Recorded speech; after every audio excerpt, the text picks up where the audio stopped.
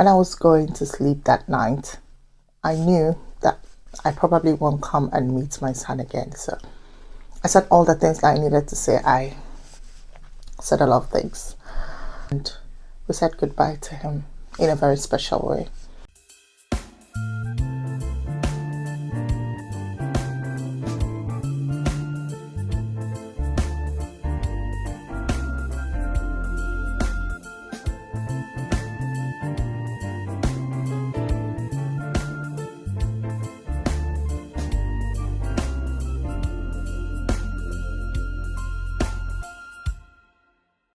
Hi beautiful people, welcome back to my YouTube channel. I am the Boys Mama and this is the Boys Mama's YouTube channel. I believe my excitement is always glaring whenever I get the opportunity to come back to you guys. To all of my returning subscribers, thank you guys so much. I can never stop saying thank you for all that you do for this YouTube channel. The likes, the comments, the shares, all of them are deeply appreciated. If you're new here, you're so welcome. This is a space where we share real life stories, raw emotions, all in the aim of building your hope and trust in God, and also to show you the undeniable power of God in our lives. So welcome. Kindly hit the subscribe button now.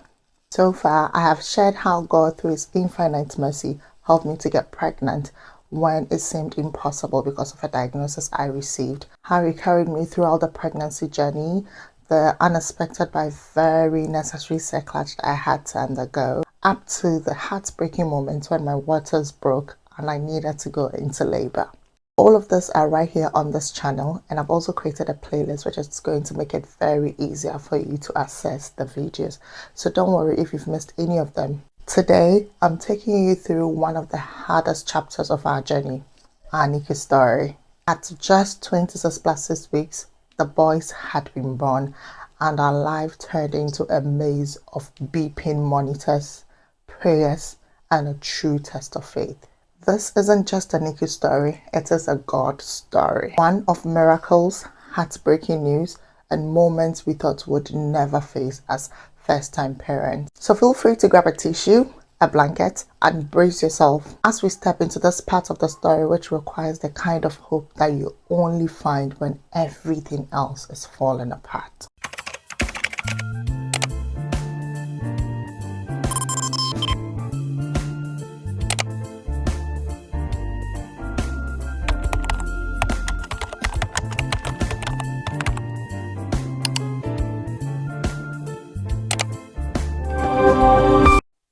Over time, my husband and I have come to the realization that carrying a baby to full term and giving birth to a healthy baby afterwards is one of life's most underrated blessings.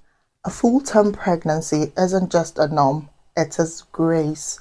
And for some of us, it was a miracle that we never got to complete. Now, carrying to term to me means like fighting a war that many people don't even realize they are fighting. At full term, many women walk to the delivery room unaware that they are finishing a race that some of us never got the opportunity to run. So as I laid down on my bed in the labor room, surrounded by all the specialists and of course my husband, there were so many things running through my mind, so many questions, so many what ifs, so many what could I have done to stop this moment from coming, and it was a difficult moment. At exactly 8:01 a.m. on that Sunday, 21 made his entry to the world, weighing only 970 grams. Yes, 970 grams, less than a kilo. The next time you walk to any shop, supermarket, wherever, look for any commodity that weighs 1 kilogram and lift it up, and then you'd understand what I'm talking about. My son weighed less than that 1 kilogram. So usually when a baby is born, they put the baby on the mother's bosom for skin-to-skin contact, just for bonding or something. That was pure luxury for me and I couldn't afford that. He needed to be intubated as soon as he came, so I couldn't have the luxury of feeling him, and he was whisked away. At 8:12 a.m., 22 also came to the world, weighing just 10 grams more, 980, also short of a kilo. So because their lungs were so immature from being born preterm, they needed to get a breathing support. And that needed to be carried out as soon as they were born, which is why I didn't get the luxury of hugging them when they were born. I got the opportunity to hold them after they had been intubated for some few minutes and they were taken to the intensive care unit. And just like that, I had become a mother of two, but none of that had sunk in yet. This certainly wasn't how I envisaged my walk into motherhood. I wasn't expecting to welcome my first fruit in this manner. I didn't even get the opportunity to cuddle them for up to 5 minutes. It was so not what I was expecting, but at least I was thankful for life. They were alive, which was very, very important for me. A lot can change in a day, they say, and the veracity of that statement was staring at me in the face. In just a space of less than 24 hours, I had gone from being a pregnant woman to a mother of two. But none of that felt real. It felt so surreal. So my husband went to the NICU to see where the boys had been put and to see if everything was going on well with them. And I was still on the labor ward because I needed to be observed for at least a day more. I was discharged the following day and I went straight to the NICU to see the boys for the first time. They were in an incubator. They were put right on a ventilator as soon as they were born, but they were doing so well that both of them had been taken off the ventilator and gone on to continuous positive airway pressure, popularly called CPAP, which is another form of breathing support, just a bit lesser than the ventilator. So it basically delivers air to the baby's lungs through small tubes. The tubes are usually attached to a machine which helps the baby breathe. Moving on to CPAP meant that they were doing well. It was a form of progression because it was a lesser form of support than the ventilator. So that was a piece of good news. I was advised that the best form of feed for them was breast milk. So I should try as much as possible to produce the breast milk for them, which I tried. Because I didn't carry the boys to term, my body was not fully accustomed to producing breast milk yet, so it was a bit of a struggle and I had to try so many things. I got so many advice from people, try this, try that, and I tried all of those. Thankfully it was working, but up to a point. So because of how tiny they weren't fed through the mouth directly. They started with an orogastric tube, which is a tube that goes through the mouth to the stomach. We wanted to be as involved in their care as much as possible, so we quickly learned a lot of things on the NICU ward. There's so many things to learn there, so many new things, so many things that looked bizarre, but we wanted to be a part of their care as much as we could, so we tried and learned a lot of things. One of the major challenges of preterm birth is finding a name for the children, the babies, I mean. So here in the UK, when you give birth, the child is named after the mother's surname. I think it's same in Ghana. So the baby is called, maybe if your surname is Mensa, baby Mensa, and that's how he's going to be called until you find a name. And usually because nobody expects their baby to come that early, we don't really have a name for them yet. And so on the NICU, we had so many of such names, baby this, baby that, and it was so weird. Thankfully, I had already prepared names for my boys even before they were born. I mean, even before I found out that they were going to be preterm. As soon as I found out they were boys, I went on a name hunting spree. And my husband was kind enough to leave the selection of their English names to me. I know how names are important, how much names carry value. So I wanted to give them names that not only nice, but also carry very deep meaning. I had always pegged down this name Eliana because of the meaning, which meant that God has answered. So I always told myself that whenever God gives me a child, because he has answered my prayer of wanting a child, I'm going to call the child Eliana. So when I found out they were going to be boys, I was looking for variables that meant the same. I mean, God has answered. So I Googled and I found out that Leon is a variable of Eliana. So I chose Leon. Leon meant God has answered. And then I went on to search and I found Elian, which also means the Lord is my God or God is family. I loved the meaning so much. I suggested it to my husband and he also liked it. So even before the boys were born, we knew their names. If you ask anybody who's been on the NICU before to describe their journey with one word, I'm sure most people will say it is a roller coaster. Today you are here, tomorrow you are there, and some days it feels like there is no hope at all, like everything is going to end, and then all of a sudden everything just picks up. There is so much rush of emotions, all kinds of emotions on the NICU ward. It is a big struggle. So just so you to be really able to understand and be able to picture correctly how the boys were, I've got this nappy. This is the nappy that they used when they first came to the world. Yes, this is the whole size of the nappy.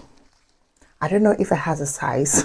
Also, I'm going to put up a video here and it shows how my husband's ring, his wedding ring, a ring on his finger, could fully accommodate Leon's leg. I mean, the whole leg. I'm going to put it up here. Feel free to pause and watch properly.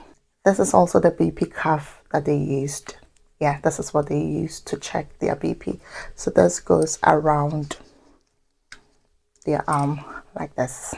Yeah, that is how tiny they were. I think they graduated to this nappy after a month. Yep, when they were a month old, this is the nappy that they could use. I don't know if you can see how small it is. Hopefully you can. I'm going to put up pictures and maybe videos so that you are able to really understand what the whole story is like and you can really imagine it properly and you're able to follow as well. So as soon as they were born, they were started on an antibiotic course just as a preventive measure, just in case they had any form of infection. So both of them were started on an antibiotic course. They ran a lot of blood tests, brain scans, and just to make sure that every organ was doing well. And thankfully, everything was just fine. After a few days, it came to light that both of them had an infection, which was not too surprising because of the premature rupture of the membranes. However, they found out that Elian, which is twin one, his infection markers were higher than Leon's. Again, this was not too surprising because like I said in the first video, they had two separate sacs and it was Elian twin one whose membranes ruptured, so he was definitely going to get a bigger share of the infection. We were reassured and they told us that they were going to take blood cultures. So basically what blood culture does is to isolate the bag that is causing the infection. So after they've isolated the bag, they now know which antibiotic to recommend because they know which antibiotic kills which bag. So that is basically what a blood culture does. Because of how preterm and everything that was going on with the boys, we didn't really announce their birth. It was just a few friends and very close relatives that we told. I remember almost everybody we told about the boys and the condition in which they were like, oh, you're so lucky you're in the UK. Don't worry, everything is going to work out just fine because you're in the UK and they have all the machines, all the blah, blah, blah. That is what almost everybody was saying. I don't know if because we're hearing that so much, it got into our heads and we felt so relaxed and we thought it was going to be okay. I mean, there are a lot of people who had gone through the same journey and their babies were okay. Also, we saw a lot of other parents whose babies were born even less than the weeks that our boys were born. We had 24 weeks and they were doing just okay. So we felt a bit relaxed and very, very reassured that our boys were going to be just fine. So Leon, 22, was growing beautifully. His infection markers had reduced drastically and he was no longer on antibiotic. He was able to go up on his feet and everything was just going on so well for him and we're so happy. On the other hand, however, Elian's infection markers did not go down. It just kept rising and rising. His markers rose to as high as 250 and the infection eventually led to sepsis, which is a very stronger form of an infection, which is life-threatening. And before we could say jack, the sepsis had developed into a whole big something, which led to multiple organ failure. Most of his organs were failing. So some of the organs that were affected was his kidney and liver. And we know how these organs are excretory organs. And since they were affected, there wasn't any form of excretion and he swelled up. You can just imagine a preterm baby who looks swollen. Oh my gosh, it was terrible. All this while the doctors were trying other forms of antibiotics, other forms of therapies. They were doing a lot of things, but it wasn't changing anything.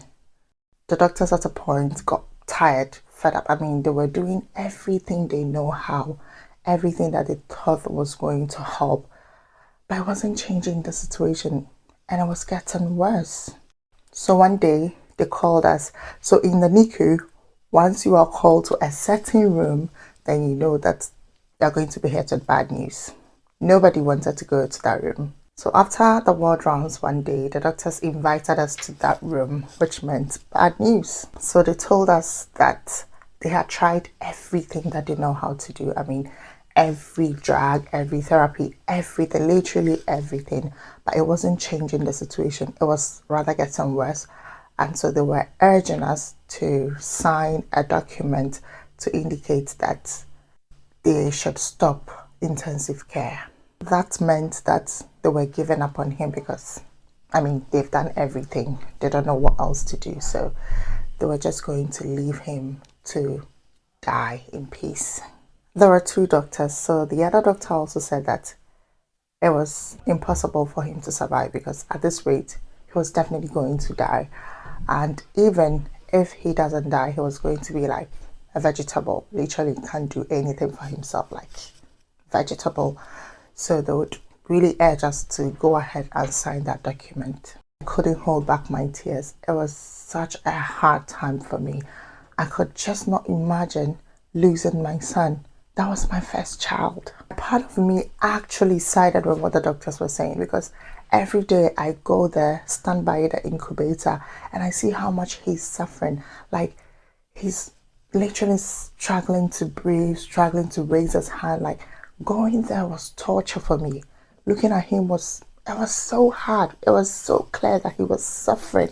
So I just thought, well, what's the point? He's just suffering too much. So if this is what the doctors think, maybe this is just what God wants. Maybe God brought him to our lives just to show us something. And maybe he's done with whatever he came to show us. I mean, I was just tired for him. He was such a small baby, just some few days old, and he was going through so much, so many things. I just couldn't just go ahead and see him suffer every day. It felt like too much torture for both him and I. So I was definitely going to side with the doctors. But before I could find my voice to speak, my husband spoke. And I'm so thankful that I didn't get to speak that day. I don't know who or what possessed my husband to say what he said that day, but that was one of the days I was so proud of the man I chose as a husband. He said, we are Christians and we believe in God, that he is the only giver and taker of life. So if we agree to sign this thing, that means we are giving up on him and we are invariably taking his life from him, which we can't do. We don't have any form of authority to do that because we didn't give him that life. It is only God who did. So just continue as you're doing and let's see what God does. If he wants to take him, so be it. But far from it that we would sign so you stop taking care of him as you should. So just go on, do what you're supposed to do and let's see how it goes. That definitely wasn't the answer they were expecting, so they were a bit reluctant, but they couldn't continue to stop intensive care without our permission, so they agreed to continue. At this point, my son had been diagnosed with so many conditions. I cannot even begin to mention all of them right now. And it was as though he had been condemned to die. So even though they were taking care of him as they should, you could see a bit of apathetic behavior, reluctancy, and I mean, sometimes I could hear the conversation of the nurses. They didn't know I was a nurse myself, so they would sometimes use some medical jargons, which meant like, what's the point in crying over spilt milk, that kind of thing. And So sometimes when his monitors were, the babies on the NICU are connected to monitors, and whenever there's a decline in any of their vital signs, their pulse, SpO2, respiration, it beeps, it alarms.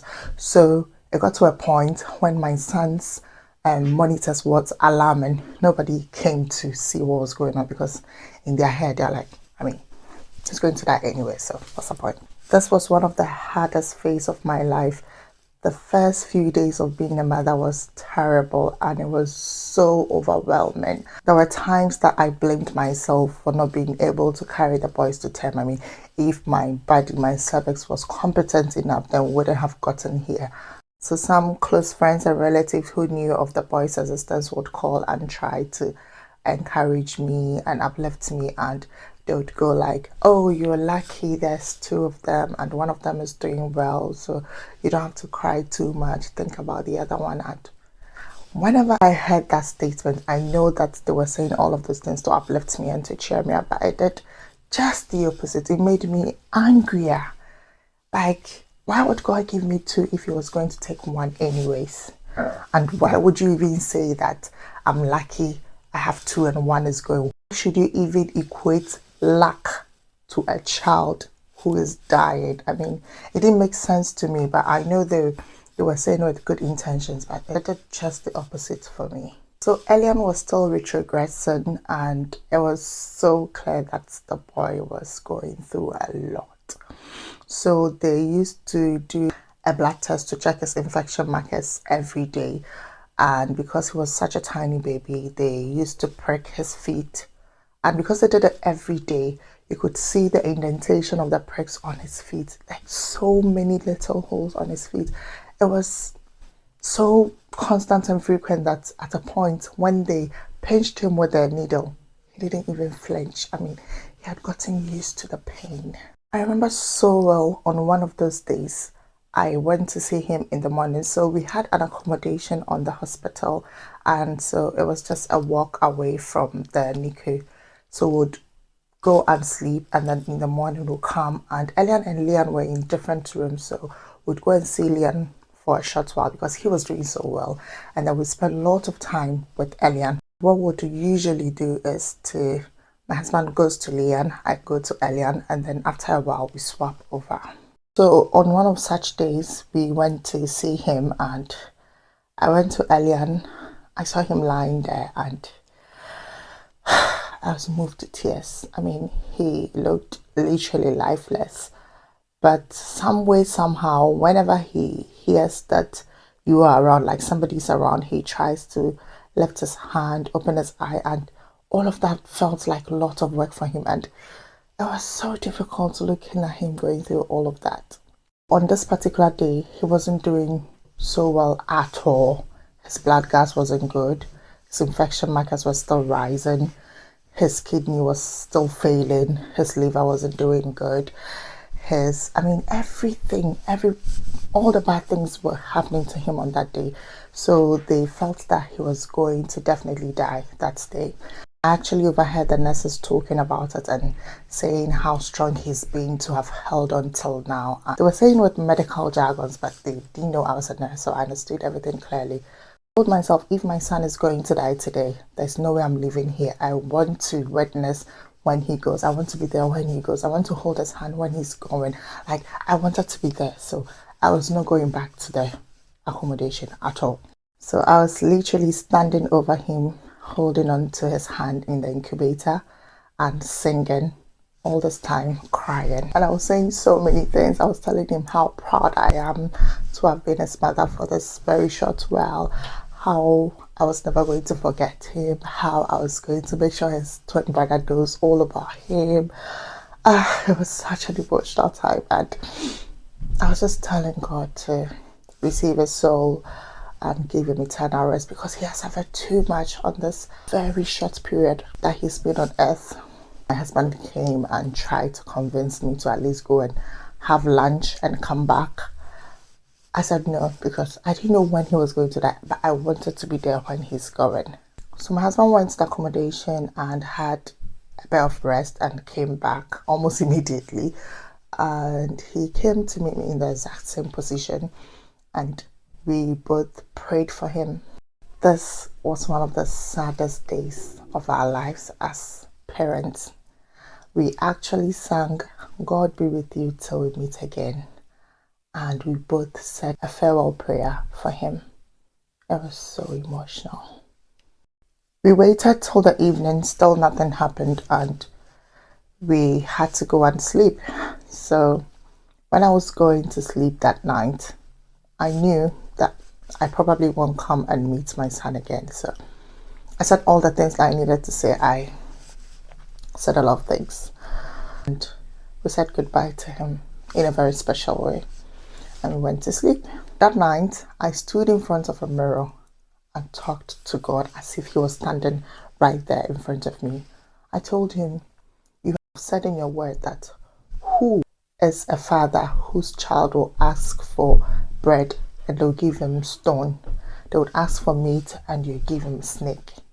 If we as mortals know how to give good things to our children, how much more our Heavenly Father in heaven?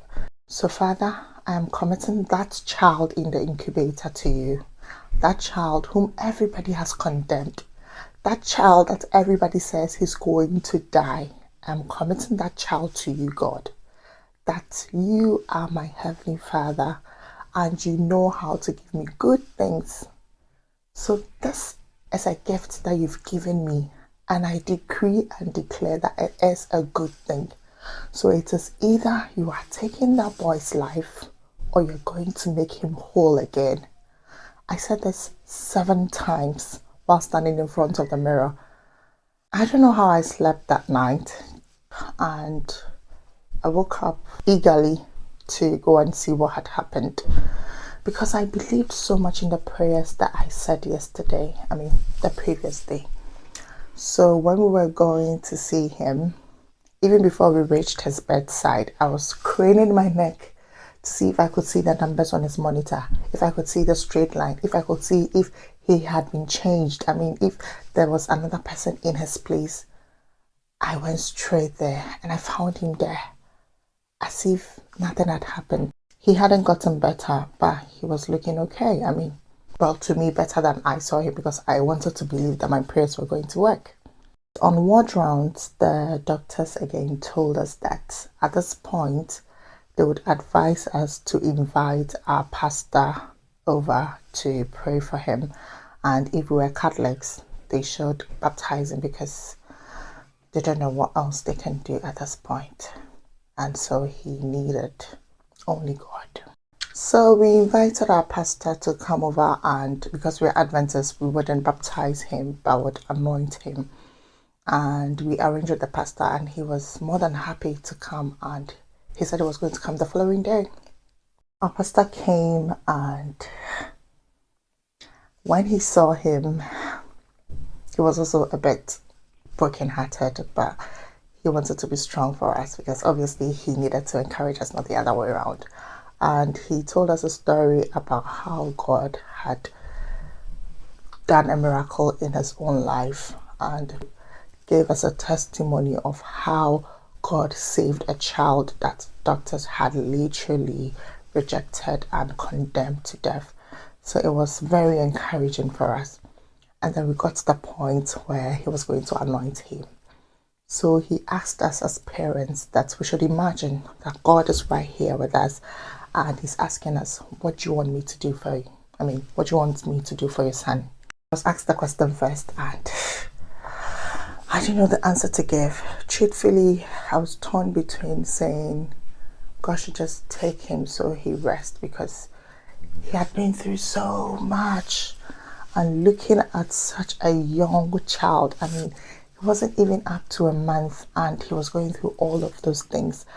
I felt maybe, just maybe, he'll be better off going to rest. There was another part of me that was going to miss him a lot, because even though I hadn't spent too much time with him, I had grown so fond of him, and imagining that he wouldn't be around, that was hard.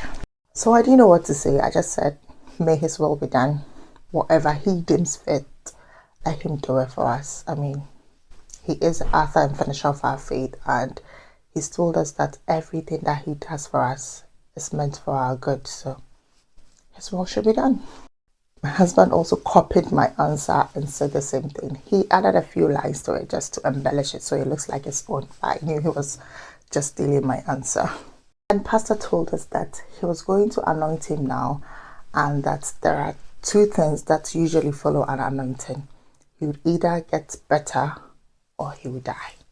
So we should just brace ourselves for what was going to happen next. I bet you want to find out what happened after the anointing, and that's why you don't have to miss the next episode. As I wrap up on this episode, I hope that it reminded you that even in uncertainty, in pain, even in the NICU, God is still there. It's in every beat, every breath, and every little miracle. If you are a NICU mom, or a parent walking through this tough time with your child, know that you are not alone. God is there with you. He sees you, He feels you, and most importantly, He hears you. So talk to Him. If you have been touched in any way with this video, kindly give us a thumbs up and share to another mom to encourage them and increase their faith in God. Most importantly, don't forget to subscribe to this channel and turn on your notification so that you are notified as soon as we upload the part 2 of this episode. Because in part 2, the struggle gets deeper, harder, but God gets even more real. So stay with me, the testimony is still unfolding. I am happy to announce that this week, Slay Seats with the Boys Mama is back. Up next is Slay Seats with the Boys Mama. Enjoy.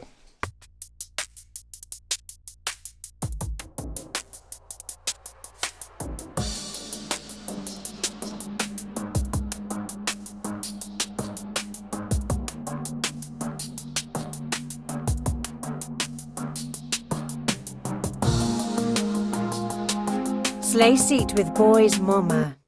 Hey gorgeous people, I am so excited that finally we can have a segment on Slay Seat with the Boys Mama. I am super happy, and I'd like to use this opportunity to apologize to all of you for the many weeks that we've gone MIA. Trust me, it was so not intentional. Like I said last week, we're just planning on coming back bigger and better, and I'm happy that today is that day. On this very exciting episode, as a welcome back, you're going to be installing a wig. Yeah, I have a new wig here, and we're going to be installing it right from the very beginning. It promises to be very detailed and very beginner friendly. So even if you do not know how to install a wig like my friend Naomi, I promise you, you're going to become a pro after this video. As you all can see, I've got makeup on. Yeah, I like to put on makeup when I'm installing a wig. Don't ask me why, because I don't know, I just like it. So I'm going to drop this microphone, and I'm not going to talk through the video because I want you to grasp everything properly. And I think your attention is going to be a bit divided. So I'll put in a voiceover later. Just so I'm able to get 100% of all of your attention, you're able to look properly and understand and do everything as you're supposed to. So let's get into it. So let me quickly take you through the things we're going to be using for this installation. Of course, you have your wig cap, which I've already put on. My cornrows are not too nice, so I didn't want to show it to you. So I've already put on my wig cap. Obviously, you need to brush all your facial hair back before you put on the wig cap. So this is a mini fan, a handheld fan. And it's very important, but obviously not compulsory. It helps makes the installation faster. I prefer using this over a dryer. And I've got my elastic bands. I like to use 2. Don't ask me why, I just want to use 2. This is what we're going to be using for the installation. Ebon Wonder Lace Bond Adhesive Spray. It's going to be doing all the magic for us. Yeah. Then we have the lace melt. Again, Ebon Wonder Lace Melt. Yeah. So this is the wig we're going to be installing today. I got it off Shane. It's a full frontal wig, and it's premium synthetic. It's really nice, and the texture is to die for. Very soft. You're going to be installing it, so you're going to see how it looks. And it has the most natural hairline ever. I mean, you don't have to do any plucking, nothing. You're going to be installing it and you see how it looks. And it comes with 3 combs. Like I said, I got it off Shane. and I could put the link to the wig in my description. So let's get right into it. Make sure you're paying attention. If you have a lace tint spray, you don't need to do this, but I have run out of my lace tint, so I'm going to use my powder, and you just have to use a darker shade.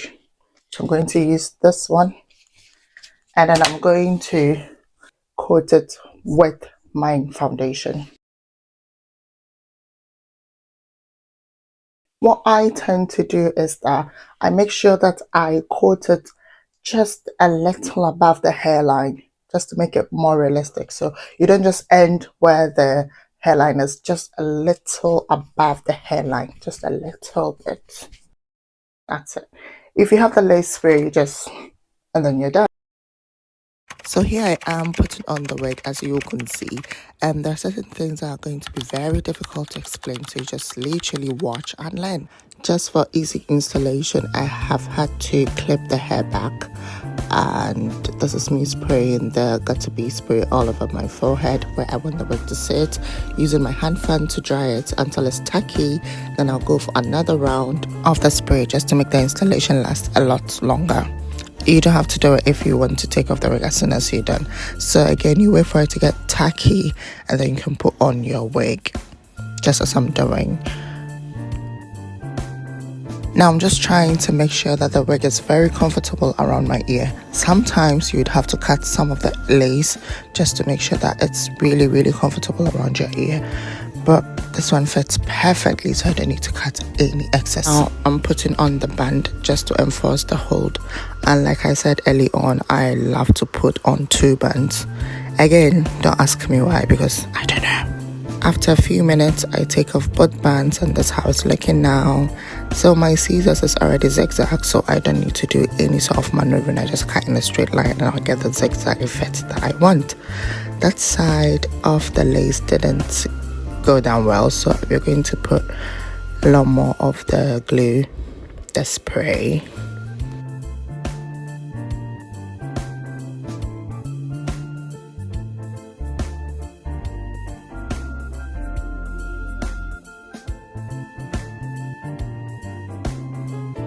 So this is me just making sure that the pattern is visible enough, and then I'm doing some combing. So one of the major problems with synthetic hairs is the fact that it tangles a lot. But look at this one, it's not tangling as much as I thought it would. And like I said, the texture is everything. Look at how it's looking. I mean, who would tell you that this is a synthetic hair? I know, yes, it can take heat up to a certain point. And this is me just putting some mousse in the hair, again in the aim of detangling it as much as I can. And I cannot tell you how much I'm in love with this wig. It looks so good. Look at that hairline. I mean, I didn't do any sort of plucking at all, but look at how good it's looking. I finish it off with a lace melt just to melt the lace in properly, and then I use this eyebrow brush to melt the spray into the hairline very well and give it a more natural finished look. Put the headbands on again and remove it after a few minutes, and look at that hairline. Oh my goodness, it's given natural. And then I'll pull some of my foundation just to make sure it is matching with my color, and look at that. That is so natural. So I'm just trying to do a side part to see how it would look, and it wasn't too bad. Yeah, I think I liked how it came out, but I still prefer the middle pattern because I hadn't really styled it to look like a side pattern. So I just went back for the middle pattern. And again, I love this hair, and I'll definitely recommend it to all of you. So until next time, has been, and shall always remain the Voice Mama. See you in my next video. Bye.